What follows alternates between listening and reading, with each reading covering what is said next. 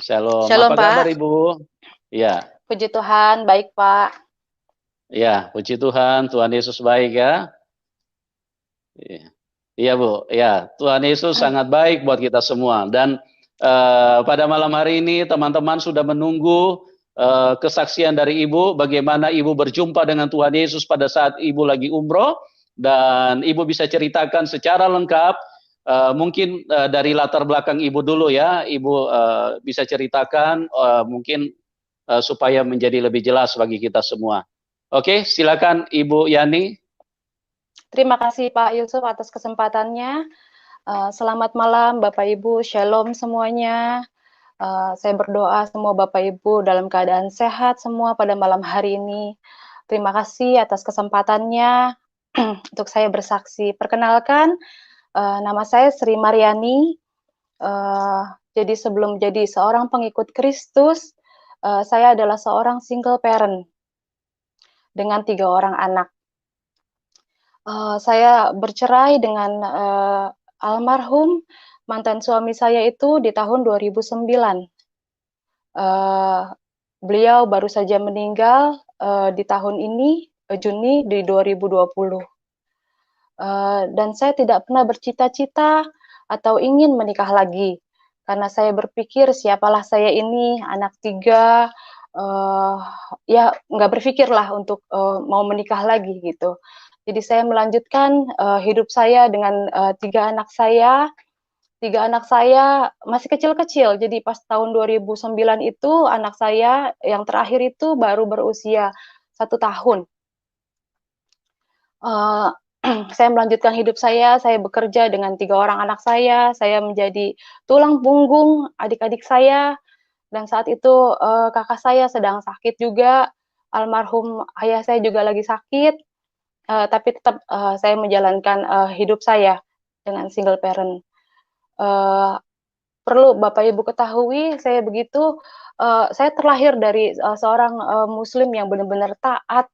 Saking saya cintanya kepada muslim, anak saya yang pertama itu saya kasih nama Muhammad Alriansyah. Saya begitu mengagumi Nabi Muhammad. Yang kedua itu saya kasih nama Putri Alriansyah, dan yang Putri Riani Rahmadani, dan yang ketiga saya kasih nama Dinda Aryani. Sampai satu hari di bulan Juni 2014 saya berencana untuk pergi umroh. Saya pergi umroh, jadi pas saya mau pergi umroh itu Tuhan izinkan uang saya yang seharusnya saya setor itu kurang gitu. Akhirnya saya pinjam sama teman saya yang seorang Kristen gitu ya. Saya bilang saya mau pergi umroh tapi uangnya kurang gitu. Saya bilang. Lalu gak tahu ya dia baik banget gitu. Dia langsung kasih gitu, dia transferin. Terus saya bercandain, kamu nggak mau jadi Muslim? Aku bilang gitu. Pas saya mau pergi. Lalu dia bilang, kamu pergi, kamu berdoa di sana, kamu cari kebenaran. Kalau untuk menjadi seorang Muslim, itu tidak mungkin. Karena saya terlalu cinta Yesus, kata dia gitu. Lalu mungkin dia saat itu ngomong biasa aja nyampeinnya ke saya, tapi di hati saya itu kayak tertancap gitu. Tapi saya abaikan saja gitu loh. Jadi Juni itu saya tetap pergi umroh, lalu saya pergi umroh, sampai di sana di hari pertama biasa kita menjalankan rutinitas ibadah, hari kedua, hari ketiga, dan di hari yang keempat, Bapak Ibu, saya itu hotelnya di Grand Zamzam. Grand Zamzam itu di Mekah, jadi dia itu connecting dengan Mekah, dengan Ka'bah. Jadi di kamar itu azan, suara pengumuman, itu kedengeran di kamar saya. Jadi selesai saya melakukan tawaf, saya istirahat di kamar, saya senderan, lalu saya buka jendela sambil melihat orang-orang lagi tawaf. Lalu entah apa, saya juga nggak ngerti itu Roh Kudus atau apa, saya nggak ngerti sama sekali. Tapi nggak kenceng, nggak kecil, tapi jelas. Suara itu seperti, kamu lihat, manusia maaf sedang melakukan kesia-siaan, memutar batu hitam. Saya ketakutan kan dengar suara itu. Apa iya? Ini suara apa? Masa pengumuman di kamar saya pengumumannya aneh gitu loh. Itu tapi jelas sekali gitu di telinga saya, Bapak Ibu. Saya abaikan, tapi hati saya sudah mulai guncang, sudah mulai galau. Karena saking saya penasarannya, saya turun lagi. Jadi hotelnya itu hotel, terus mall, terus jalan aja sedikit itu Mekah. Saya jalan lagi, saya pergi lagi ke Mekah, saya umroh lagi, saya melakukan tawaf lagi, karena saya penasaran, saya buka, saya singkapkan gitu. Benar, benar memang batu hitam gitu. Terus sepertinya saat itu logika saya, pikiran saya mulai mulai mulai terbuka gitu. Iya ya, ngapain ya saya melakukan hal ini ya? Ngapain ya saya? Pokoknya berkecamuk saat itu. Ngapain ya? Emang iya ya Tuhan sampai sesusah ini gitu. Sampai nanti kalau teman-teman saya, ini aja saya mau pergi aja uang kurang. Gimana kalau orang susah yang nggak bisa pergi gitu ya? Dia susah dong untuk bertemu dengan Tuhan gitu loh. Itu mulai logika saya di situ berkecamuk gitu, galau, rasa ingin tahu, rasa penasaran. Tapi kan pergi umroh itu 14 hari, itu baru hari keempat. Saya sudah galau, sudah bimbang gitu. Tapi tetap saya melakukan dan menyelesaikannya dengan ya sudah gitu, dengan kegalauan itu. Saya pulang ke Indonesia, saya nggak cerita sama keluarga saya. Saya nggak ngomong sama siapapun, saya simpen sendiri dengan di hati yang terus berkecamuk gitu. Terus saking saya penasaran, saya mesti nanya ke siapa ya. Tapi sekarang kan gampang Bapak Ibu, informasi gampang kita dapatkan di handphone gitu. Lalu saya buka handphone, saya cari di YouTube gitu. Saking saya penasarannya, ada nggak guru besar, Pak Kiai dari Muslim masuk ke Kristen gitu. Saking saya penasarannya. Lalu di YouTube itu yang keluar Bapak Saifuddin Ibrahim. Di situ beliau sedang mengajar, sedang menerangkan bagaimana Muslim, bagaimana Kristen, di situ sedang menjabarkan gitu. Sepertinya saat itu tuh kok keingintahuan saya itu besar sekali. Saya ambil pulpen, saya ambil kertas gitu, saya ikutin gitu perbedaannya. Islam ini, Kristen itu, Yesus itu mengajarkan kasih. Kalau kamu ditampar pipi kanan, kamu kasih pipi kiri. Bergetar hati saya mendengar itu. Merinding rasanya. Ini Yesus ini yang teman saya bilang itu tuh. Terus, maaf di ajaran agama saya yang dulu di Muslim, kalau menikah itu boleh lebih dari 3 kali. Jujur saya nggak sanggup gitu loh sebagai seorang wanita. Nggak mau lagi juga di madu. Lalu di kekristenan itu diajarkan menikah itu sekali seumur hidup. Wah, dahsyat nih ajaran gitu. Di dalam kegalauan itu, tetap saya pun mencari tahu di Al-Quran. Ternyata di Al-Quran itu Yesus itu adalah Isa Al-Masih, gitu. Nabi Isa. Terus saya tetap menjalankan rutinitas saya dengan kegalauan saya, tapi saya terus mencari tahu tentang siapa Yesus itu gitu loh.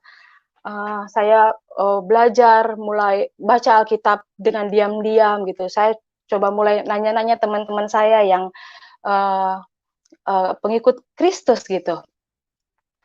Lalu saking saya penasarannya, itu berjalan itu Juni, Juli, Agustus.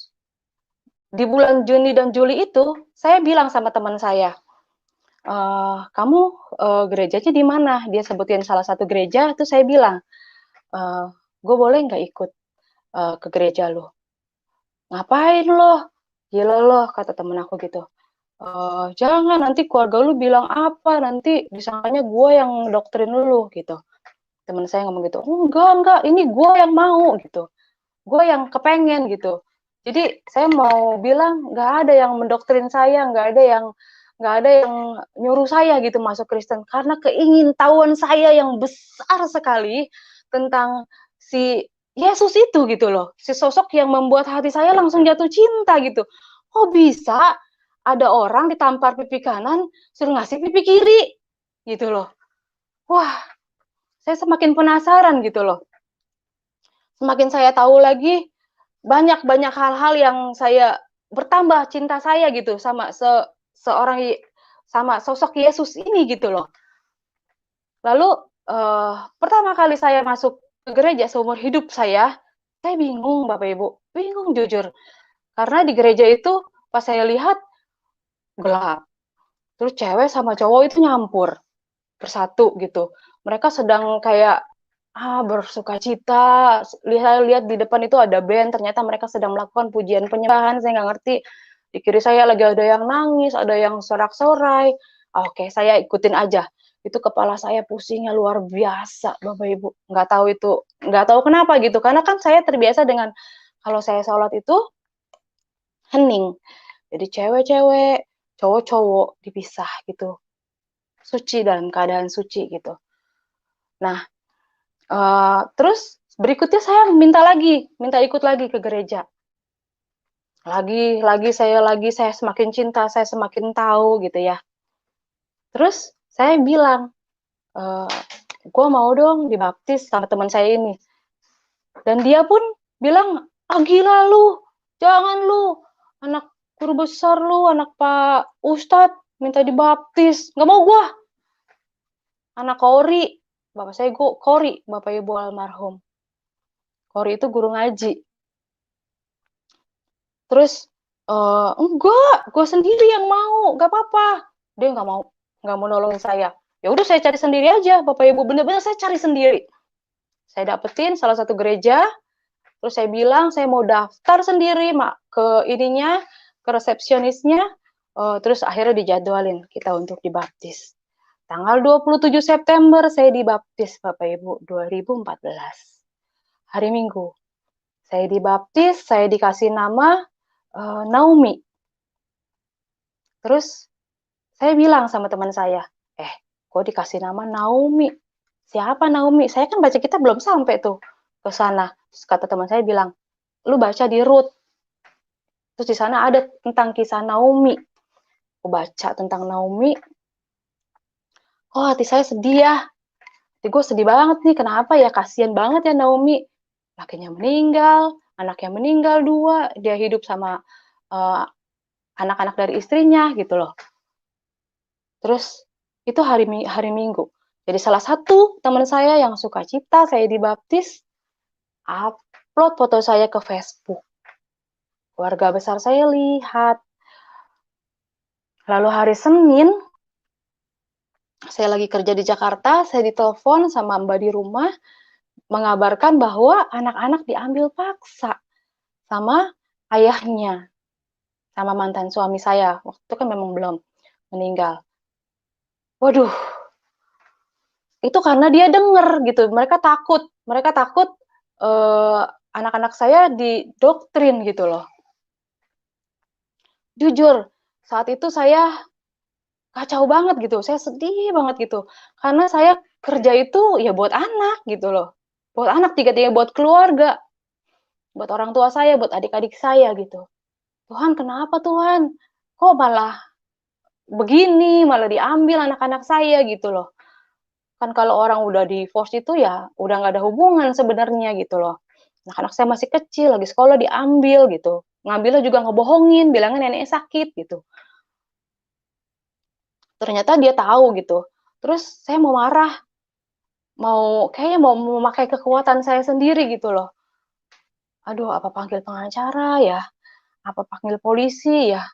Tapi teman saya bilang, jangan, kamu duduk aja, kamu diem, kamu bersujud di kaki Tuhan, kamu doa. Biarkan Tuhan yang bekerja untukmu. Biarkan Tuhan yang berperang untukmu. Kamu nggak boleh marah. Jujur, saat itu saya tuh masih anak baru gitu loh.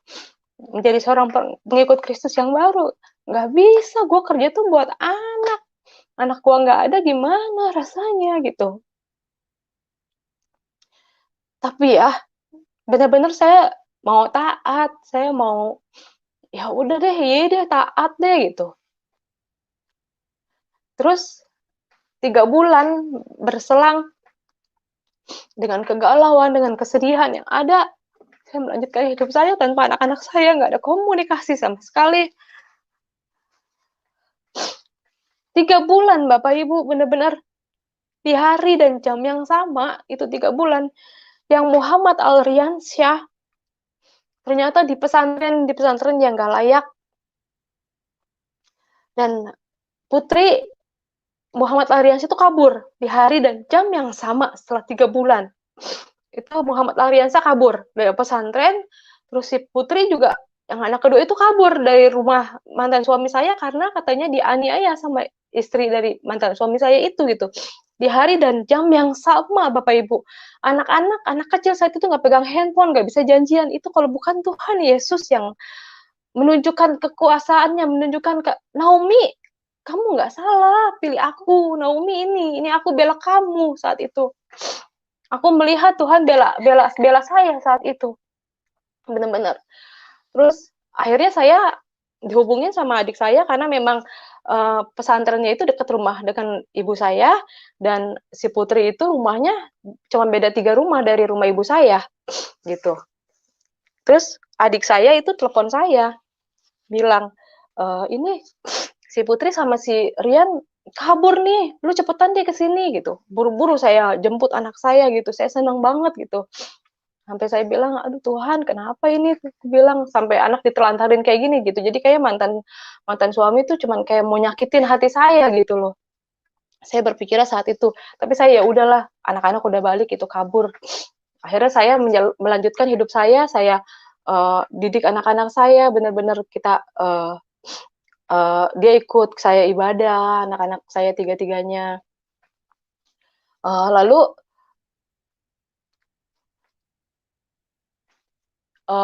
banyak pencobaan, lalu keluarga besar saya pun tahu, saya dicoret dari daftar warisan, saya dicari-cari, mau dibunuh, sampai saya ketakutan.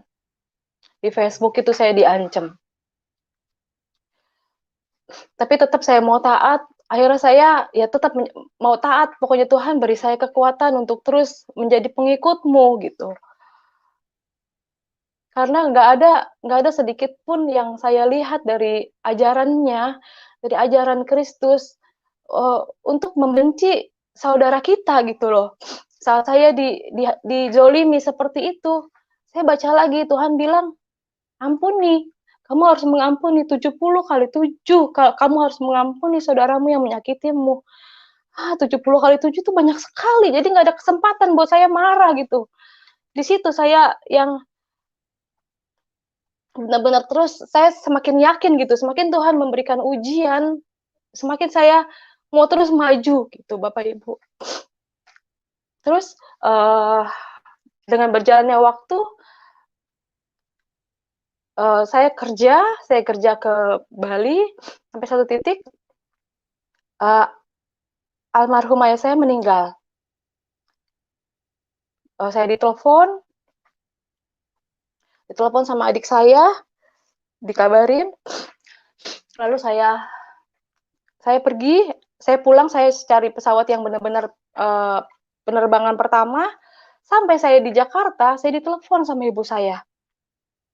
Neng, maaf, nggak bisa, Neng kesini nggak bisa, nggak boleh, kita udah berembuk, keluarga besar udah memutuskan, Neng Yani nggak boleh datang ke sini untuk melihat yang terakhir kali wajah Baba gitu. Saya orang Betawi jadi manggilnya Baba.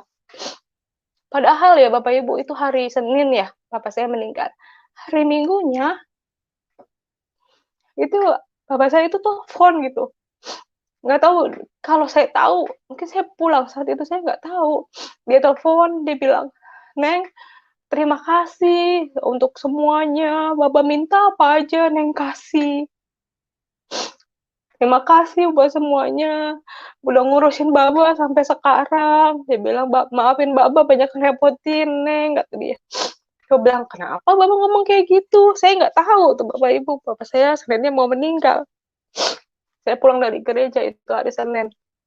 Bapak saya telepon, dan katanya teleponnya juga ngumpet-ngumpet dari ibu saya.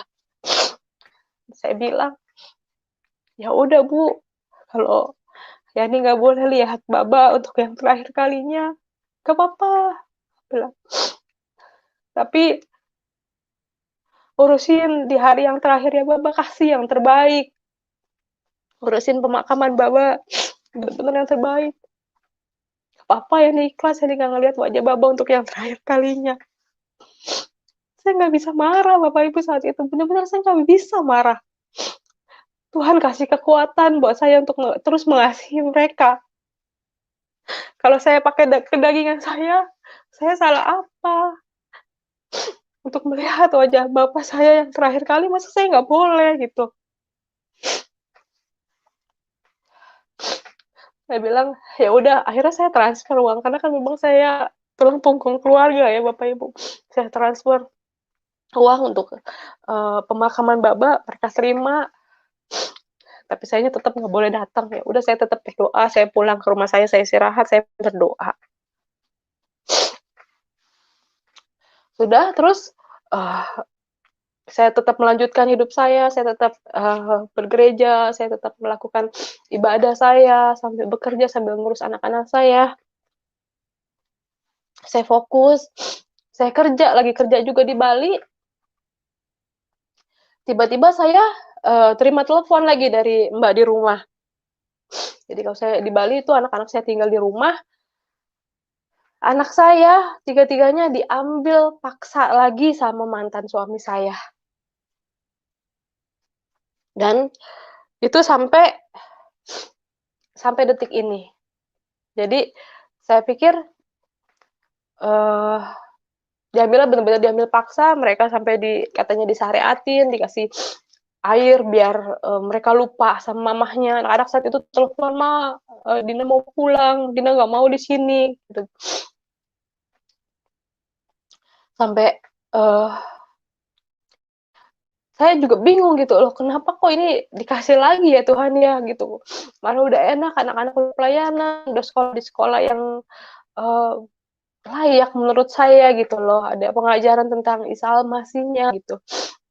Ya mungkin mereka nggak seneng gitu kali ya.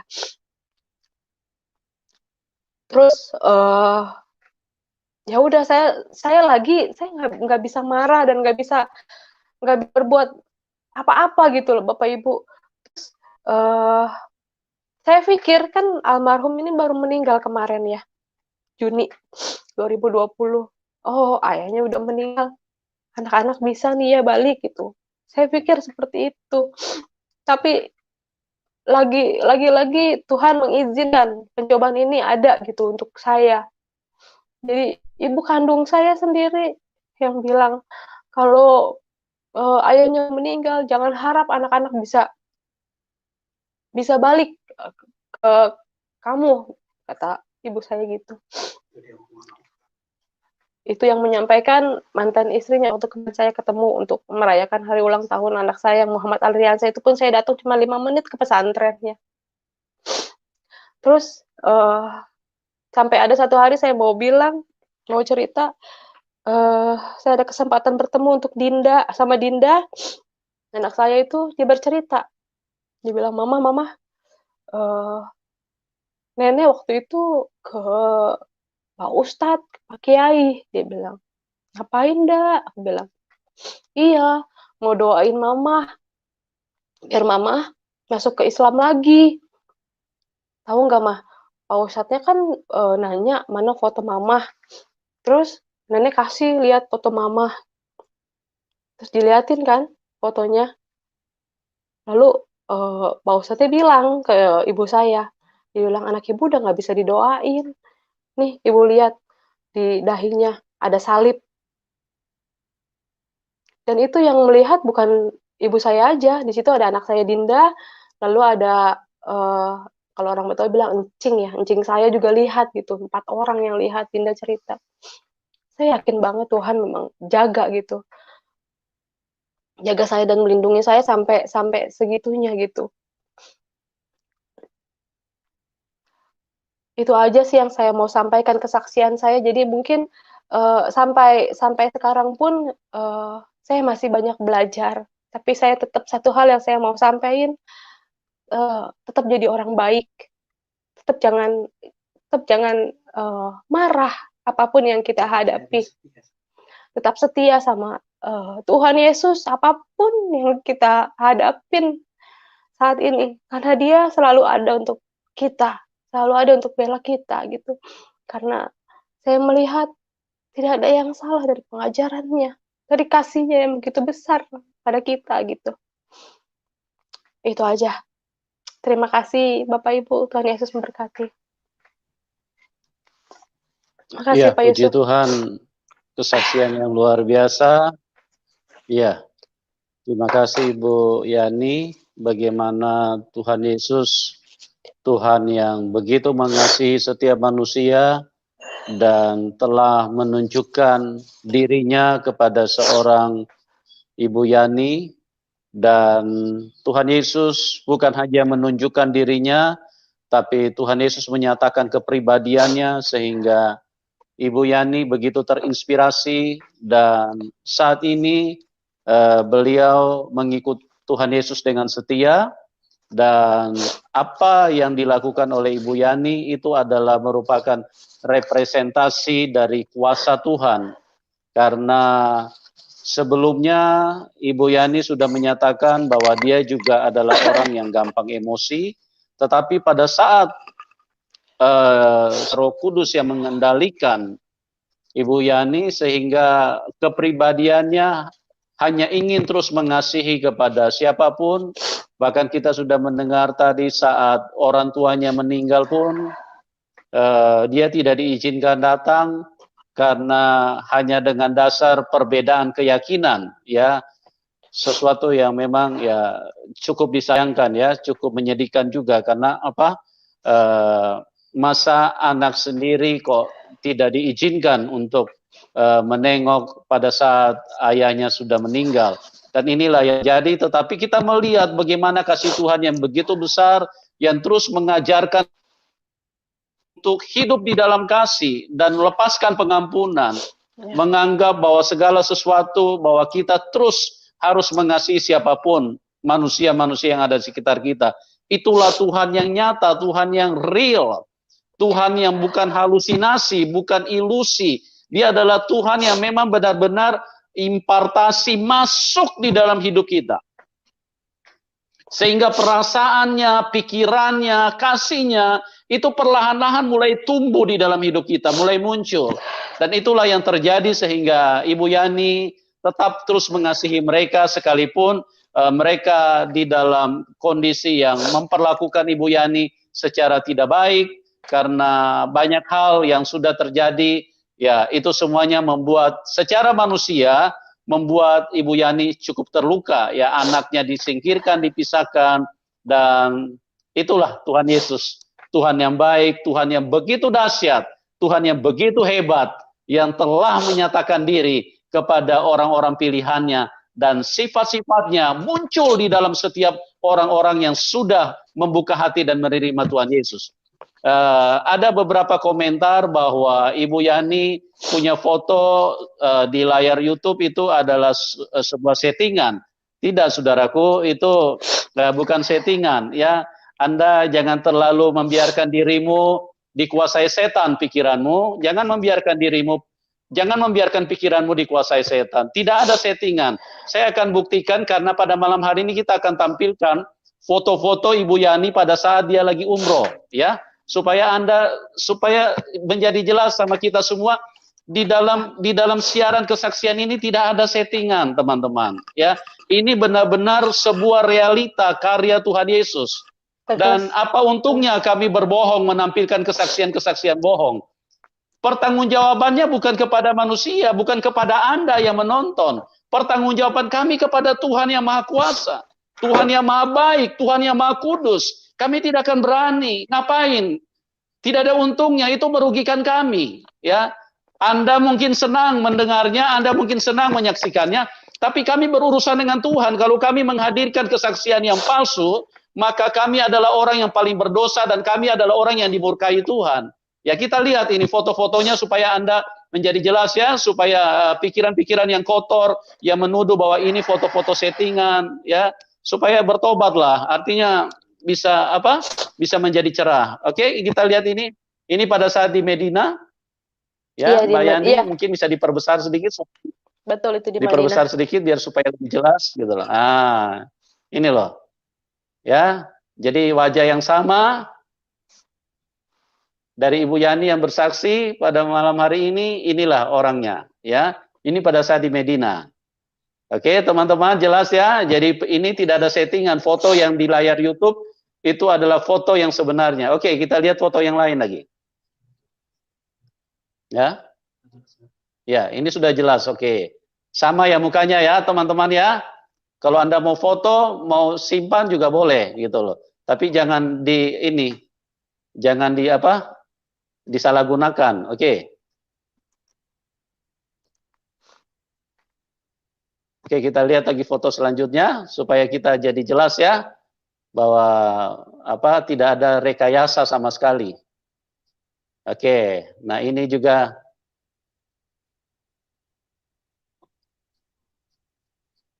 ya. Sebentar ya teman-teman, kita tampilkan lagi ya.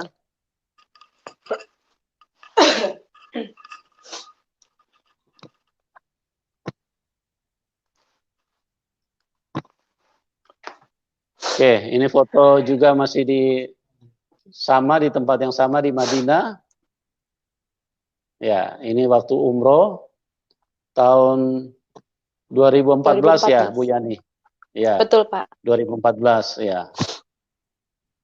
Oke. Ya, ini waktu ya ini bersama dengan suami yang sekarang ya. Betul. Ya. Oke, jelas ya. Ini waktu suami yang sekarang itu masih menggunakan hijab ya. Jadi sebelum berangkat itu Ibu Yani masih kekeh, masih sangat kuat di dalam keislaman. Tapi itulah kuasa Tuhan yang terjadi di dalam kehidupan Ibu Yani. Ya, jadi Anda yang masih membantah, Anda yang masih meragukan, ya mungkin ya perlu di-scan dulu pikiranmu supaya lebih jernih ya. Karena foto-foto ini tidak bisa dibantah, itu adalah latar belakang daripada Ibu Yani. Ya, jadi foto bersama suami yang sekarang pun itu masih menggunakan hijab pada waktu itu. Oke, jelas ya teman-teman ya. Oke, kita akan masuk ke dalam ruang interaksi dan seperti yang biasanya saya harus tegaskan di awal bahwa diskusi ini adalah diskusi yang intelektual yang mendatangkan manfaat ya. Jadi dalam diskusi ini tidak diizinkan untuk menghakimi kelompok-kelompok tertentu atau menghina kelompok-kelompok tertentu atau berkata-kata kasar atau kata-kata yang tidak pantas ya. Karena kalau misalnya ada hal-hal seperti itu, mohon maaf ya, kami akan keluarkan Anda dari ruang diskusi. Nah, setiap penelpon, baik yang mau bertanya satu pertanyaan ataupun dua pertanyaan, kita beri waktu 5 menit karena cukup banyak penelpon yang antri. Bahkan kita sudah dengar di kesaksian-kesaksian sebelumnya, kadang-kadang mau masuk saja sulit sekali karena memang kepadatan daripada internetnya. Ya, jadi kita kasih waktu untuk setiap penelpon 5 menit ya supaya yang lain juga bisa mendapatkan kebagian. Oke, teman-teman, ya masih ada foto yang mungkin mau ditampilkan. Ya, sebentar ya, teman-teman, mohon sabar sebentar ya. Ya, mungkin masih ada foto yang mau ditampilkan. Ya, kita lihat lagi foto-fotonya yang lain ya. Ya, sabar ya teman-teman ya.